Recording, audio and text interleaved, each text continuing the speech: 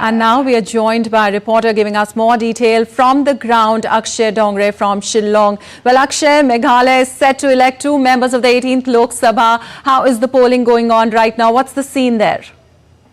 Well, Lipakshi, we are right now at a polling booth in Shillong, and as you can see, all of the information that has to be given to the voters as far as the voting procedure is concerned has been put up by the ECI team. The Chief Electoral Officer was also present here at the booth. In fact, the elections in Shillong as a theme, it is about clean and green elections as well. So the first voters who came at early around 7 a.m. in the morning and they voted first from this polling booth, they were given certificates and they also planted saplings here at this very school where the polling booth has been established. In fact, I would like to show you the kind of excitement there is while the population of Meghalaya is relatively lower as we compare to the larger states, but still the enthusiasm of the voters remain high as far as the polling is concerned. And most of the voters, because there is facilities that have been made to ensure that voters do not have to stand in queues. You will not see long queues here in Shillong, but most of the voters are in fact they have started to come early. And they have already started to cast their votes, not just here at this polling booth, but across the state. There are 2 Lok Sabha constituencies in the state of Meghalaya. One is Shillong, that is also the capital, and then the second one is Tura. And there has been an intense competition going on as far as the elections are concerned, which is different from the earlier times because of only 2 seats as compared to the larger states. The people of Meghalaya and other parts of Northeast as well. They did not see a large voter turnout in the Lok Sabha elections compared to the legislative election or the block level election. However, it is changing gradually because the people of the Northeast also are coming to a realization that if they have to make their voices heard, make their issues heard, then the right place is Parliament, and that is why we can expect a much higher turnout as compared to the earlier Lok Sabha elections, not just here in Meghalaya, but in other northeastern states as well. So that is changing. Voters keep on coming. People are coming either with their families, or many of the students are coming, many first-time voters are coming. So enthusiasm remains high as far as other polling stations here in Shillong and other constituencies are concerned. All right, the enthusiasm should remain high. We have also joined down now by Vishal from Jaipur. Well, Vishal, what's the situation there? 12 out of 25 constituencies going to the polls right now. Well, Lipakshi, good morning to you. Let me tell you that Rajasthan goes to poll in 2 phases. Today is the first phase and 12 constituencies are voting today. And stalwarts like Arjun Ram Meghwal from Bikaner and Bhupendra Yadav from Alwar, they are trying their luck today because the constituencies are voting today in the first phase. Now, when we talk about the preparations for the first phase, there are 7,500 polling stations that have been marked as sensitive and hypersensitive. So a lot of security arrangements have been made both by the Rajasthan Police and also by the Election Commission. And 175 companies of the Central Armed Police Force have been pressed in, along with around 1 lakh personnel of Rajasthan Police and Rajasthan Home Guard. They have also been deployed for security reasons. Now, in the morning, there was a long queue. We could see people coming out in large numbers, but as the sun rises and as the heat grows, people would like to stay back, and then they would like to come out later in the day. So it is going to be an interesting day because, as the Chief Election Commissioner said, that this is not a holiday, it is your duty and you should come out and vote. So people have started coming out. We have seen largely the elderly persons coming out in large numbers, supported by their younger ones. It is between Congress and BJP. BJP has done very well last time in 2019 when they won 24 out of 25 seats. 1 seat went to the Rashtriya Loktantric Party in Nagaur. Congress did not score, they did not do well in 2014 also. But this time they are trying very hard to improve the tally as far as Rajasthan is concerned. Lipakshi? All right. Also, Akshay, I wanted to ask you, as you told us, excitement is there in the air. What are the issues which people are voting on there?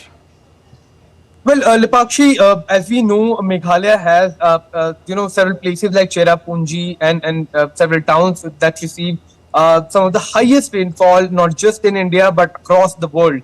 That comes with its own set of challenges. When we talk about infrastructure, that remains an issue.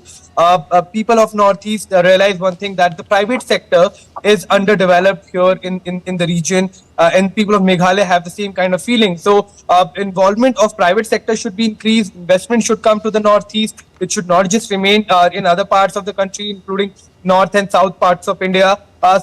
Investment is one concern. People of Northeast want more and more investment to come here, more industries to be set up, so that employment opportunities are generated. So unemployment remains one issue, because while people are doing their own work and doing their businesses, but more investment can bring in better job opportunities. So that is one issue. The issue of higher educational institutions also remains on the top of the agenda here in Meghalaya. That better universities, better colleges should be built, so that people do not have to migrate out of their regions, migrate to North India or to South India just to get higher education, or they don't have to move abroad to get quality education. It should come here, right in the Northeast, and that remains one agenda as well. Infrastructure and development also are some key issues here of the state. These are peaceful. Meghalaya has largely remained a very peaceful state. We don't hear the crime stats are not that high. So that has been a community feeling as well, a community effort as well, to ensure that the state remains peaceful. So all that has been done by the governments here, but the issues there is one demand of inner line permit. There is an issue of Right. Garo and Khasi to be included in the 22nd schedule. They should be made official languages as well. So Yes. that also remains on the top of the agenda for the people of Meghalaya. Right. Vishal, with you also, I just wanted to know that what are the major issues dominant there, based on which the people are voting today?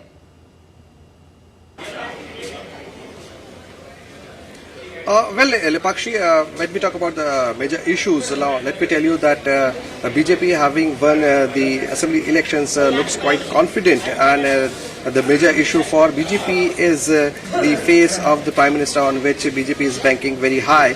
But let me tell you that there are 5 to 8 seats, especially in the eastern Rajasthan and also in the Shekhawati region, where Congress is giving a good fight. When we talk about the major issues, so drinking water is a serious problem in already water-starved state of Rajasthan. We call it desert state. Remember, Thar is already there, and Thar is in the western part, where Bikaner is voting today. So BJP is claiming that it has signed the ERCP, which means the Eastern Rajasthan Canal Project, with both Haryana and Madhya Pradesh, and that would solve the drinking water problem of the state. So drinking water is a very big issue. Then there are issues of industrializations and employment in the state, because Rajasthan does not have that many industries like you have in Gujarat, which has 26 seats, and that is an adjacent state, and it has come up very well. But Rajasthan, as far as the industrial growth is concerned, has not done that well. So employment and drinking water are the two major issues in Rajasthan. Yes, Vishal. Now we are also joined by Siddharth from Haridwar. Well, Siddharth, good morning. What is the scene there in Haridwar? How is the polling going on? A very good morning to you, first of all. And right now I'm here in Haridwar, and people are all excited. They're all geared up to go to the polls, as the state of Uttarakhand will go to polls on April 19, and that too in single phase. People here are very much excited to cast their ballots, because they now know that what it means to exercise their rights, because they know that it will decide the future trajectory of Uttarakhand as they go to polls. So, on courtesy social media and all the campaigning by the Election Commission of India and all the youth organizations, along with other organizations who are, motivating and inspiring the youth and the first-time voters to go to the polls and cast their ballots. Security checks are tight, at distances. Thorough checks are being done by the police personnel. The vehicles who are coming, especially from the other states, they are being checked thoroughly by the police personnel.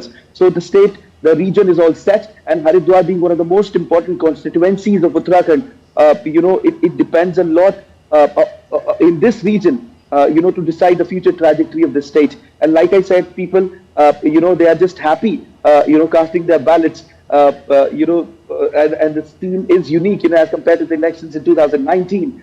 People here it is very much expected that the voter turnout, will be increased this time around, as I could see. And when I was talking to the residents here, they were saying that they're happy about how the government is functioning, but they want more. They have high expectations from these elections, and unemployment remains a pressing issue in the region.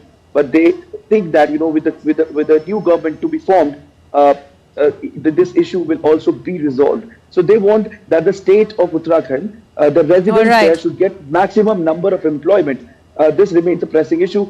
Otherwise, they're happy with the way the current government is functioning. All right. And as far as the excitement is concerned, they're very much excited. I am sure they're very excited, Siddharth. Yes. So thank you so much, Vishal, Akshay and Siddharth, for joining us and giving us those updates in the morning.